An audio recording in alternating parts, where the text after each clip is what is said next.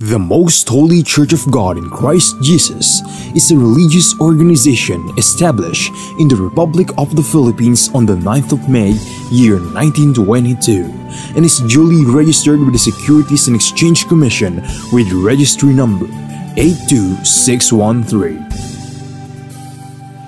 Through faith in the truth revealed by the Holy Scriptures of the Bible, the administration as well as the entire brethren of the Church believe that it is the Most High God, the Lord Christ Jesus, who established the Most Holy Church for the sole purpose of proclaiming Him as the only one true God and Savior whom we should worship and serve with our whole lives, and that He is no other than the Lord Christ Jesus, who manifested in the flesh, and that the Most Holy Church of God in Christ Jesus is His chosen way for us to deliver from our sins and eternal damnation.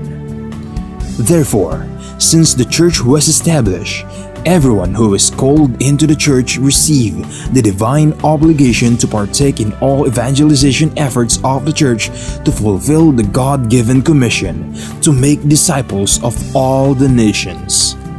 In that case, here is the vision and mission statement of the Church. Vision: the Most Holy Church shall be exalted for the glory of the Most High God. Mission: seed of one world, one nation. Core value: all members of the Most Holy Church are being taught and encouraged to live in agape.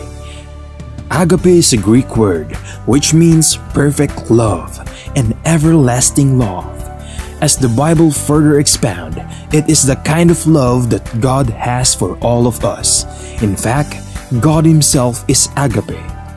Agape, or love, serves as the core value of the Church because love is the fulfillment of the law. Ownership and administration: the Most Holy Church of God in Christ Jesus fully believes and proclaims that her sole owner is no one but the Most High God. He is the only King who reigns all over the Church. Everything the Church achieve and will achieve in the future are the works of God. God governs over His Church through His appointed men to administer the Church. Like the first church established in Jerusalem, which was administered by the apostles, the Most Holy Church is currently administered by the 7 bishops, presided by the general bishop. The church administration oversees over the whole church and through the appointed council of elders, composed by the presbyters and ministers who were appointed to administer congregation and ministries. Expansion and growth: currently, the church has established congregation in most places in the 3 major islands of the Philippines, namely Luzon, Visayas, and Mindanao. Also, the church is making necessary preparation to intensify its expansion and establish congregation in all major cities and provinces in the entire country. There are also active congregation of the church in other countries. In the United States of America, in Canada, in Australia, Hong Kong, in Singapore, Malaysia, United Arab Emirates, Japan, Taiwan, Kingdom of Saudi Arabia, Qatar, Belgium, Cyprus, France, Germany, Italy, Spain, and United Kingdom. The Most Holy Church of God in Christ Jesus is looking forward to aggressively propagate the gospel, to edify the church in places where it was already established, and also to establish new congregation in other countries to complete the mission and fulfill the vision of the church. Services: since the main purpose of the existence of the Church is to propagate the gospel to all nations, the Most Holy Church established various evangelization efforts of the Church to reach more people even in the farthest corners of the world. The church produces evangelization programs that are aired via radio, cable TV, and in different social media or online platforms. Radio stations, Philippines.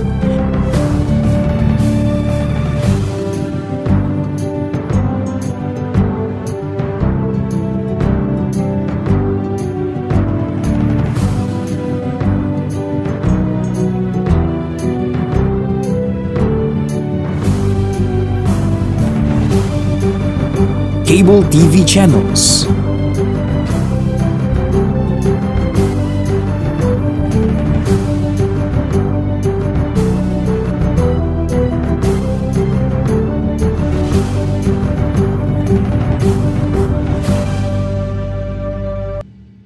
Online platforms, Facebook, MHC Media.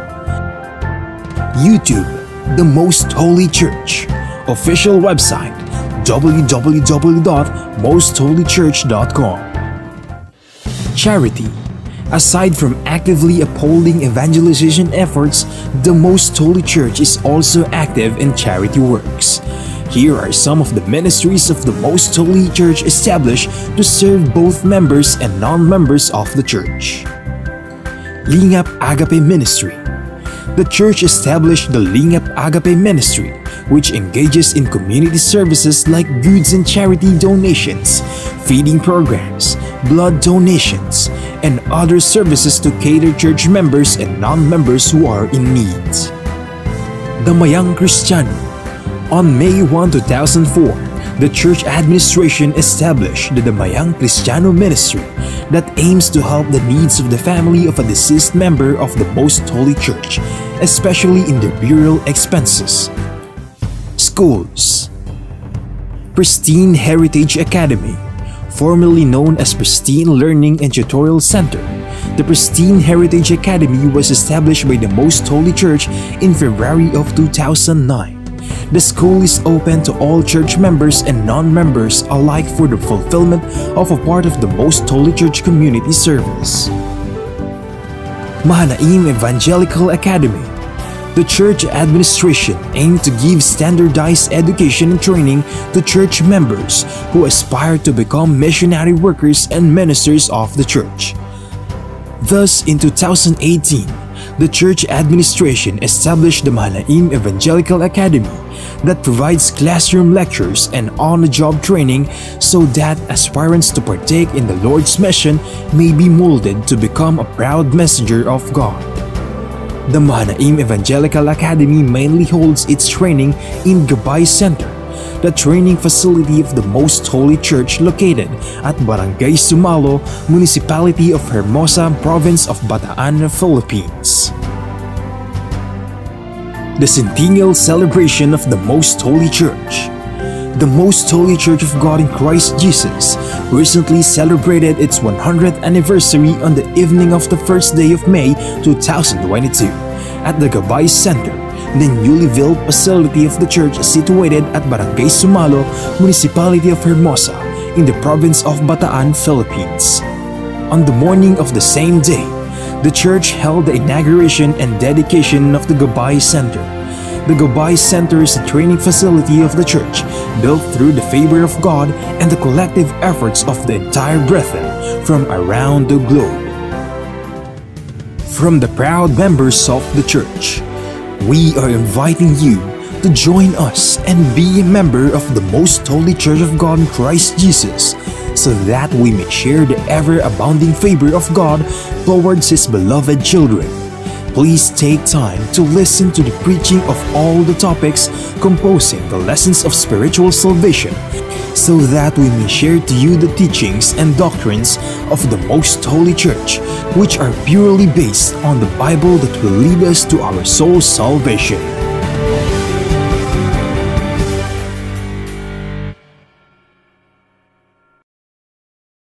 To know more about the church, you may visit our website at www.mostholychurch.com, or you may reach us through telephone number 6302-8255-6949.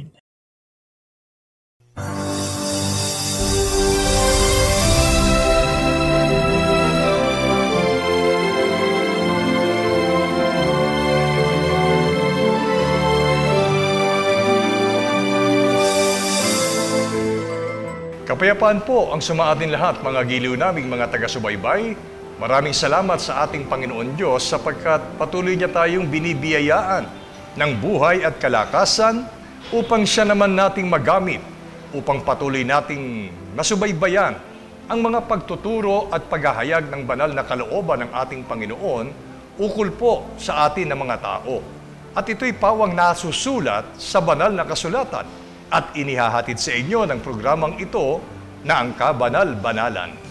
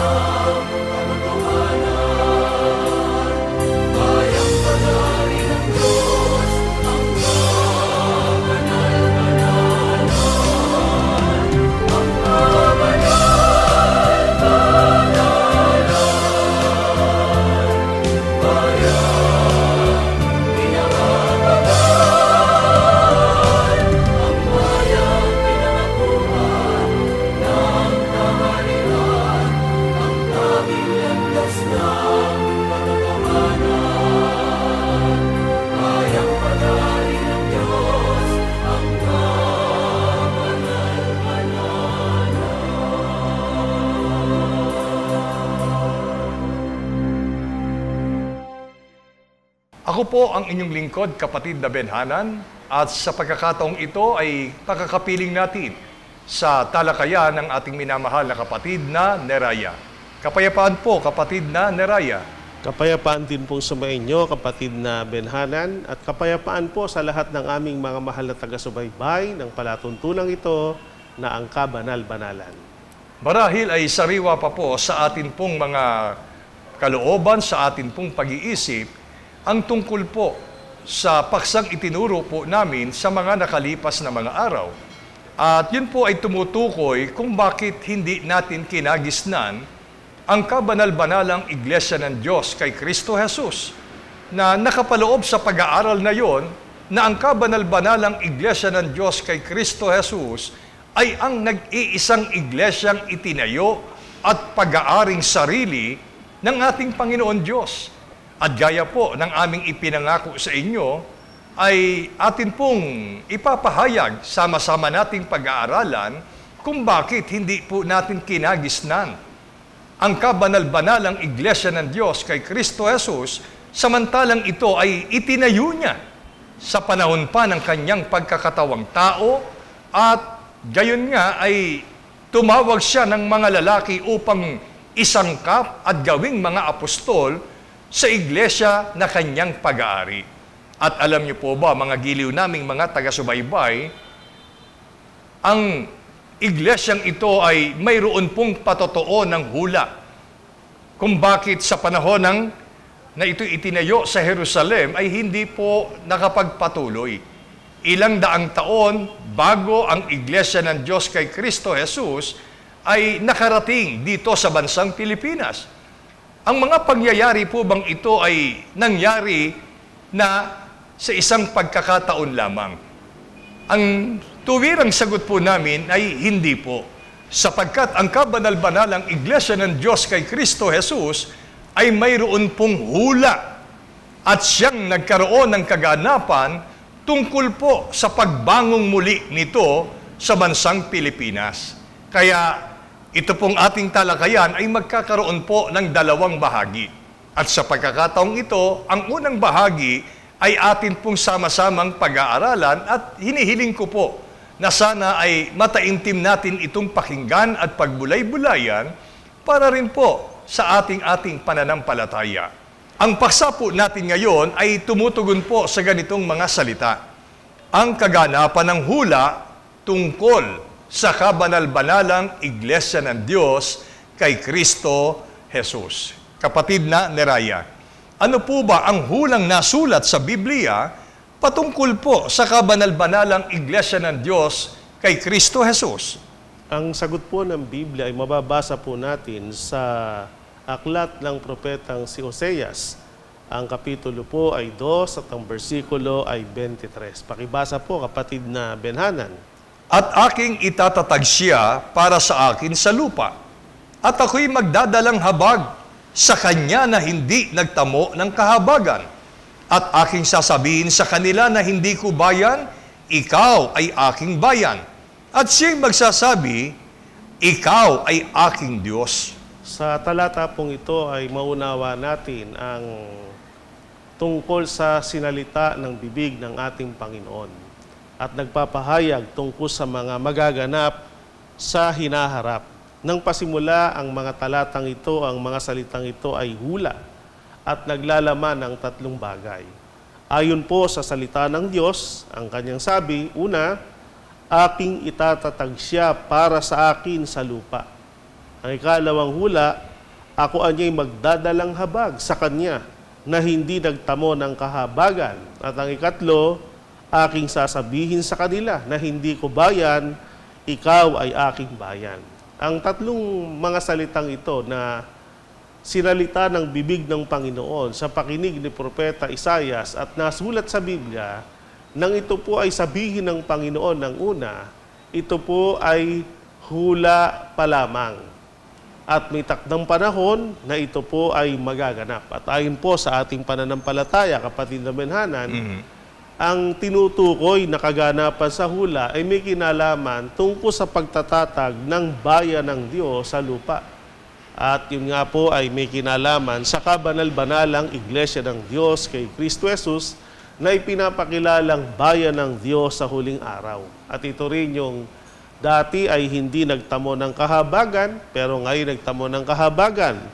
At dating hindi bayan, datapat nga'y bayan ng Diyos. So ito po ay dating hindi nakatatag, pero ayon sa hula at sinalita ng bibig ng Panginoon, ito'y kanyang itatatag sa lupa. Ito po ang hula na nakasulat patungkol sa kabanal-banalang Iglesia ng Diyos kay Kristo Jesus. Mga giliw naming mga taga-subaybay, ang ating pong narinig na pagpapaliwanag ay tumutukoy po sa bayang darating pa lamang.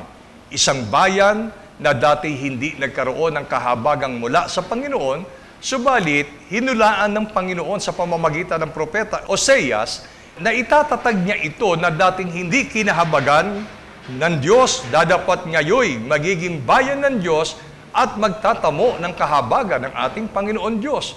At kapatid na Neraya, huwag ipagkamali ng ating pong mga taga-subaybay na ang bayang tinutukoy dito ay bayang literal. Mauunawa po natin, ito po ay panahon na ng mga propeta. At si Propeta Oseas ay mga nasa huling bahagi na ng paghirang ng Panginoon na maging propeta sa bayang Israel. At alam na alam po naman natin kung bakit ang propeta Moises ay kinasangkapan ng Diyos upang iahon ang mga Israelita sa bansang Ehipto at dalhin sa lupang pangako na sa kalaunan ay tinawag na Israel. Israel sa laman, ito po yung bansa na makikita po natin sa mapa. Pero ang sabi ng Biblia, ito'y dating hindi bayan ng Diyos na magiging bayan niya sa bandang huli. So, hindi na po ang bansang Israel ang tinutukoy sa hula, kundi ito ay isang bansa o bayang espiritual. Ngayon, kapatid na Neraya, nabanggit nyo kanina, ang bayang itatatag ng Panginoon dito sa lupa ay tumutukoy sa kabanal-banalang iglesia. Ang tanong, paano po natin natitiyak na ang tinutukoy sa hula na itatatag ng Diyos sa lupa ay ang kabanal-banalang iglesia ng Diyos kay Kristo Jesus? Ang sagot po ng Biblia ay ipinahayag at pinatunayan sa pamamagitan na ng Apostol Pedro. Mababasa po natin ito sa kanyang epistola, sa kanyang unang sulat, sa unang Pedro. Ang kapitulo po ay 2, ang bersikulo 9 hanggang 10, kasama po ang talatang 5. Muli po ay inyong pakibasa, kapatid na Benhanan. Dadapwat kayo'y isang lahing hirang, isang makaharing pagkasaserdote, bansang banal, bayang pag-aaring sarili ng Diyos, upang inyong ipahayag ang mga karangalan niya ung tumawag sa inyo mula sa kadiliman hanggang sa kanyang kagila-gilalas na kaliwanagan, na nang nakaraang panahon ay hindi bayan, dadapot ngayoy bayan ng Diyos, na hindi nagsipagkamit ng awa, dadapot ngayoy nagsipagkamit ng awa. Kayo rin naman, na gaya ng mga batong buhay, ay natatayong bahay na ukol sa Espiritu, upang maging pagkasaserdoting banal, upang maghandog ng mga hain na ukol sa Espiritu, na nangakalulugod sa Diyos sa pamamagitan ni Hesukristo. Narito po ang mga salita na nasulat sa Biblia na sinabi po ng Apostol Pedro. Ang mga salitang ito ay nagpapatunay para tiyakin na talagang ang sinasabi sa hula ni Propeta Isaias na kanyang itatatag na bayan ay hindi nga po ang bayang Israel, kundi ang bayang espiritual na ang tinutukoy ay ang kabanal-banalang Iglesia ng Diyos kay Kristo Jesus. Sa mga salitang ito na nakasulat sa Biblia na sinalita ni Apostol Pedro, siya po ang nagpapatunay na ang tinutukoy sa hula na bayang itatatag ng Diyos sa lupa ay walang iba kundi ang kabanal-banalang Iglesia ng Diyos kay Kristo Jesus. Sapagkat ang mga naging kaanib sa kabanal-banalang Iglesia ng Diyos kay Kristo Jesus na siyang kausap o pinatutungkulan ni Apostol Pedro sa talatang ito na sinasabing dating hindi nagkamit ng awa, datapot ngayon nagkamit ng awa, at dating hindi kinahabagan, ngayon nagkamit ng awa o kahabagan. At kayo rin din naman anyay natatayong bahay na ukol sa Espiritu. So, noong mga nakaraang pagtalakay, ipinaliwanag po sa pamamagitan naman ng Apostol Pablo kung alin yung natatayong bahay ng Diyos na ukol sa Espiritu. Sa 1 Timoteo 3:15, walang iba kundi ang Iglesia ng Diyos na siyang bahay ng Diyos na ukol sa Espiritu. Kaya sa mga talatang ito na ating binasa, ay mapag-uunawa natin na talagang ang tinutukoy na itatayong espiritual na bayan ng Diyos, dating hindi bayan ay naging bayan, at dating hindi nagkamit ng awa, ngayon ay nagkamit ng awa. Ito ang kalipunan ng mga mananampalataya o mga kaanib sa kabanal-banalang Iglesia ng Diyos kay Kristo Jesus. Mga giliw naming mga taga-subaybay, huwag po sana nating ikalito ang tungkol po sa salitang bayan ng Diyos sa Iglesia ng Diyos. Sapagkat, alinsunod po sa mga pagtuturo, ang bayan ng Diyos sa mga huling araw, ito po ay tumutukoy sa espiritual na bayan ng Diyos. At ang paliwanag nga po ni Apostol Pedro tungkol po sa bayan ng Diyos ay ang pagtukoy niya sa mga naging kaanib sa kabanal-banalang Iglesia, at tinawag niya itong natatayong bahay na ukol sa Espiritu.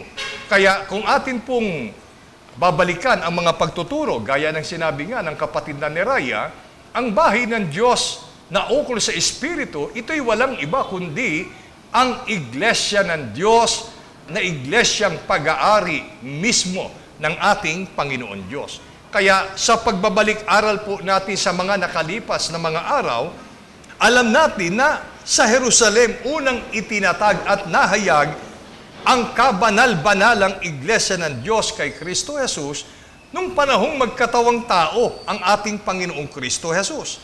At ang mga apostol nga ang unang inilagay ng Diyos sa kanyang iglesia, na sa panahon ng kanilang pagsasakatuparan ng kanilang ministeryo ay dumanas ng malaking pag-uusig. Kung kaya't hindi natin agad kinagisnan itong kabanal-banalang Iglesia ng Diyos kay Kristo Jesus. Ang tanong, papaanong nakarating at natatag sa bansang Pilipinas ang kabanal-banalang Iglesia ng Diyos kay Kristo Jesus sa atin pong panahon? Ito rin po ay batay sa hula ng una na ipinahayag din ng Apostol Pedro. Mababasa po natin yan na dating hula, ngayon ay isa ng kaganapan. Sa Aklat ng mga Gawa ng mga Apostol, Kapitulo 2, versikulo 39. Sapagkat sa inyo ang pangako at sa inyong mga anak at sa lahat ng nangasa malayo, maging ilan man ang tawagin ng Panginoon nating Diyos sa Kanya. sa talata pong ito ay maunawa natin ang salita ng Apostol Pedro, na kung saan nakarating at natatag ang kabanal-banalang Iglesia ng Diyos kay Kristo Jesus sa ating bansang Pilipinas sa pamamagitan po ng katuparan ng hulang ito. At batay sa talata, ipinahayag ni Apostol Pedro ang sabi niya, sa inyo ang pangako at sa inyong mga anak.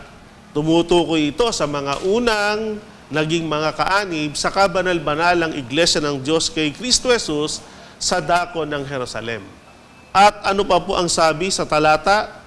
Bukod sa inyo ang pangako at sa inyong mga anak at sa lahat anya ng nangasa malayo. Tumutukoy naman ito sa kalipunan ng mga taong mananampalataya na tatawagin din ng Diyos sa loob ng kanyang bayang espiritual sa makatidbagay sa kabanal-banalang Iglesia ng Diyos kay Kristo Jesus, na ang malayong dako na tinutukoy ay pinaniniwalaan at sinasampalatayanan natin. At meron tiyak na batayan sa Biblia, walang iba kundi ang bansang Pilipinas. Kung kaya't nagkaroon ng pagpapatuloy ng pangangaral tungkol sa kabanal-banalang Iglesia ng Diyos kay Kristo Jesus na nang unang itayo ito sa Jerusalem, kaya hindi natin agad kinagisnan, ay inusig. Subalit hindi pumayag ang Panginoon na malaong panahong hindi kilala ang kanyang bayan. Kaya sa pamamagitan ng Apostol Pedro, binigyan ng isang hula na nagkaroon ng kaganapan sa ating panahon ang pagkakatayo naman ng bayang ito. Ito ring kabanal-banal Iglesia sa malayong dako, sa malayong lupain, dito po sa bansang Pilipinas. Kaya kung kaya't ngayon patuloy na nangangaral sa pamamagitan ng programang ito na ang kabanal-banalan. Mga giliw naming mga taga-subaybay, sadyang napakahalaga po na makita natin ang history ng iglesyang ating kinaaaniban. Sapagkat hindi maaari na yung iglesia na atin pong kinaaaniban ay basta na lamang sumulpot sa lupang ito. Alamin natin ang ilan pang mga hula tungkol sa kabanal-banalang Iglesia ng Diyos kay Kristo Jesus na lalong nagpapatibay na ang Iglesyang kabanal-banalan ay totoong pag-aari ng Diyos. Kung ganon, kapatid na Neraya, bakit po naman natin natiyak na ang tinutukoy sa hula na malayong lupain ay ang bansang Pilipinas, na dito naman tatawagin ng Diyos ang mga taong maglilingkod sa Kanya? Ang katiyakan po ay sa pamamagitan ng nakasulat sa aklat ng Propeta Isaias, Kapitulo 46, versikulo 11. Na tumatawag ng ibong mangdadagit mula sa silanganan, ng taong gumagawa ng aking payo mula sa malayong lupain. Oo, aking sinalita, akin namang papangyayarihin. Aking pinanukala, akin namang gagawin. Narito po ang talata na nagpapatunay kung bakit tinitiyak natin na ang tinutukoy na malayong lupain ay walang iba kundi ang bansang Pilipinas, sapagkat ito po ay nakaugnay o nakabatay sa sinalita at ipinanukala ng Diyos na kanyang papangyayarihin o kanyang gagawin. Ang pagtawag ng taong gumagawa o gumaganap ng kanyang payo. Ito anya'y magmumula sa malayong lupain o sa tinatawag na silanganan. So ang malayong silanganan, kahit sa mga pag-aaral, ito po ay isa sa katiyakan. Ang bansang Pilipinas ay hindi lang basta nasa silanganan. Ito po ay inuuri sa tatlo. Meron tinatawag na malapit na silanganan, gitnang silangan, at malayong silanganan. So hindi po sa malapit at hindi rin sa Middle East, kundi sa malayong lupain o sa malayong lupain sa silanganan. Doon anya tatawag ang Diyos ng taong gumaganap ng kanyang kalooban, ng kanyang payo. At ayon sa kanyang panukala, ito'y isa sa kanyang kakasangkapanin upang ipahayag ang mga aral ng katotohanan para lalo o muli na makilala ang kabanal-banalang Iglesia ng Diyos kay Kristo Jesus sa huling araw. Yun po, mga giliw naming mga taga-subaybay, tinitiyak po ng mga hulang ito kung aling dako o anong bansa muling itatatag ng Diyos ang kanyang kabanal-banalang iglesia. Ang isang pahalata ng hula na atin pong narinig ay sinasabi ng hulang itatatag niya mula sa malayong silanganan, from the far east. Dito po, kapatid na ni Raya, napakaraming bansa ang nasa malayong silanganan o nasa far east. Ano po ba ang isa sa katangian ng bansang Pilipinas na nasusulat sa Biblia bilang karagdagang katunayan o pagpapatunay na ang talagang bansang pinili ng Diyos ay ang Pilipinas upang mula rito ay ipagpatuloy ang naputol na gawaing pagtuturo ng kaalaman at ng ebanghelyo ng kaligtasan sa mga tao.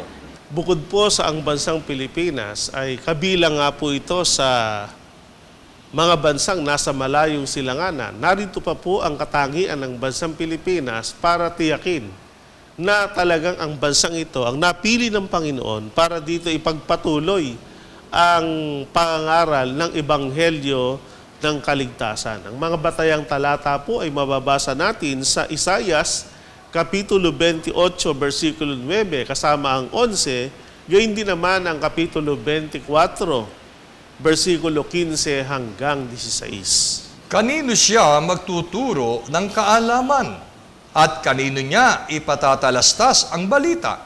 Silang nangalayo sa gatas at nangahiwalay sa suso?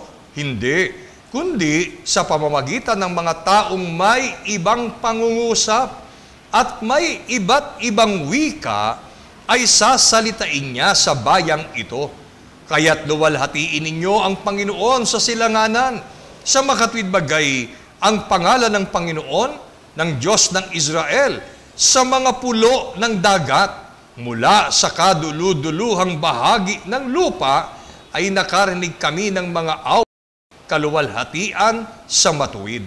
Narito po ang mga talata na sumasagot sa ating katanungan at karagdagang nagpapatunay para tiyaking talagang ang bansang Pilipinas ang napili ng Panginoon para dito ipangaral ang mabuting balita ng kaligtasan.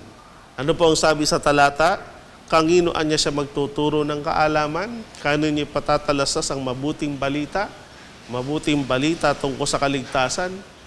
Sa mga tao ba anyang nangahiwalay sa gatas at nangahiwalay sa suso? Ang tinutukoy ay ang mga Israelita sa bayang Israel pa ba? Na doon unang itinatag at ipinangaral ang kabanal-banalang iglesia? Anong sabi ng kasulatan? Hindi na anya doon, kundi sa mga taong may ibang pangungusap at may iba't ibang wika. Sa bayang ito, doon anya ipangangaral o sasalitain. Kaya bukod sa ang bansang Pilipinas po ay nasa malayong silanganan, ito rin ang bansa na ang mga tao ay may iba't ibang wika at may iba't ibang pangungusap. Bukod doon, sabi rin sa talata, kapag ang iglesia ay natatag na sa bansang Pilipinas, luluwalhatiin ang pangalan ng Panginoon at ang lugar anya'y sa mga pulo ng dagat. Ito po yung pangatlo pang katangian. Bukod sa yung mga tao sa malayong silanganan ay may iba't ibang wika, may iba't ibang pangusap, ito rin anyang bayang ito ay may mga pulo ng dagat sa kaduluduluhang bahagi ng lupa.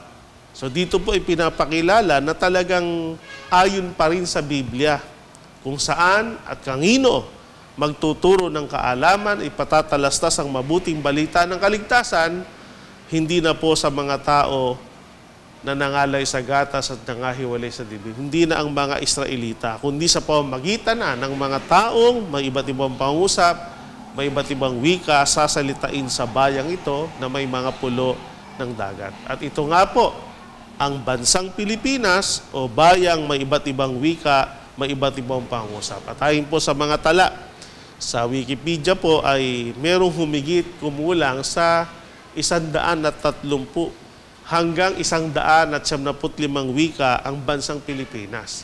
At bukod doon, binubuo din ang Kapulawang Pilipinas ng 7,641 mga pulo. Siyan po ay nagpapatunay na talagang ang napili ng Diyos batay sa hula ng una na muling pagtatatagan o pagtatayuan ng kabanal-banalang iglesia ay ang bansang Pilipinas na ating bansang sinilangan. Mga giliw naming mga taga-subaybay, ngayon ay lalo namin kayong hinihikayat na subaybayan po natin ang kaganapan ng hula tungkol sa bansang Pilipinas. At ibig ko pong ipaunawa at ipaalaala sa atin na una ay hinulaan ng banal na kasulatan kung saang bansa itatatag na muli ang kabanal-banalang Iglesia ng Diyos kay Kristo Jesus. Kaya sana wag po nating aalisin sa ating kalooban, ang unang inihula ay itatatag na muli ang kanyang bayan, ang kanyang iglesyang pag-aari sa malayong silanganan. At gaya po ng sinabi kanina ay napakaraming bansa mula sa malayong silanganan. Kaya patuloy na inihahayag sa atin ang pagkakakilanlan ng bansang nasa malayong silanganan na kung saan doon ay itatatag na muli ang iglesia. Kaya dito'y hinilaan sa atin na sa dulong silanganan sa Far East na bansang mayroong iba't ibang mga wika at binubuo ng mga pulo ng dagat. At yan po'y alam na alam natin na ang Pilipinas ay mayroon pong 7,641 mga pulo o isla. At alam din natin na sa bansang Pilipinas ay mayroon pong 130 hanggang 195 na dialect na sinasalita sa bansang ito. Kaya tukoy na tukoy po ng banal na kasulatan ang bansang Pilipinas ang napiling bansa na kung saan doon ay itatatag ang kanyang kabanal-banalang Iglesia ng Diyos kay Kristo Jesus. Pansamantala, mga giliw naming mga taga-subaybay, ay tatapusin natin ang mga pagtuturong ito. At sa ikalawang bahagi, ay tatalakayin po natin kung ano ang panahunan, kailan ibabangon ng Diyos sa bansang Pilipinas ang kabanal-banalang Iglesia ng Diyos kay Kristo Jesus. Pansamantala, muli ang dalangin namin, sana ay lubos nating masampalatayanan ang unang bahagi ng pagtuturong ito tungkol sa kaganapan ng hula sa kabanal-banalang iglesia sa pagbangon nito sa bansang Pilipinas. Dahil dito, hinihikayat namin kayo na patuloy nating subaybayan ang ikalawang bahagi nito. Samantala, nawa ay ipagpala sa atin ang mga pagtuturong ito ngayon at kailanman. Amen.